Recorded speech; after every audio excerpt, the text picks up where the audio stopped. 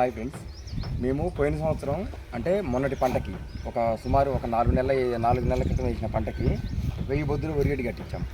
ఈ 4 నెలల సమయంలోనే మాకు 800 మూపుల వరకు గేదెలు తినేసాయి.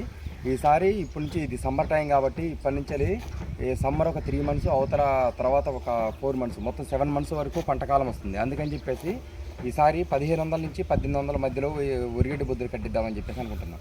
ఈ లాస్ట్ టైం వేసిన 1000 బొద్దులకి అక్కడ చివరి నుంచి ఇక్కడ వరకు వేసాం.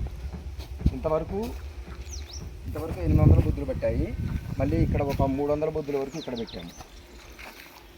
800 ప్లస్ ఒక 300 మొత్తం కలిపి 1100 బొద్దులు.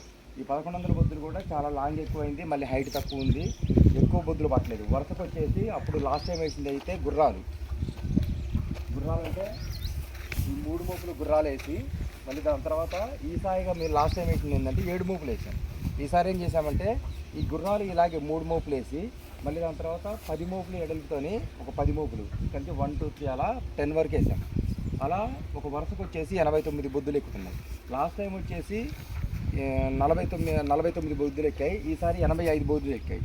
ఈ 85 బొద్దులతో ఆ చివరి నుంచి వెళ్ళి ఒక 10 వరుసలు వేస్తే 850 బొద్దుల వరకు ఇందులో పడతాయి. మళ్ళీ దాని తర్వాత ఎక్స్ట్రా బొద్దులు ఏమైనా ఉంటే మాకు పక్కన వేరే ప్లేస్ ఉంది. ఆ ప్లేస్లో సుమారు ఒక 700 నుంచి 800 బొద్దుల వరకు కట్టించేద్దామని చెప్పి చూస్తున్నాం. ఇదే హైట్.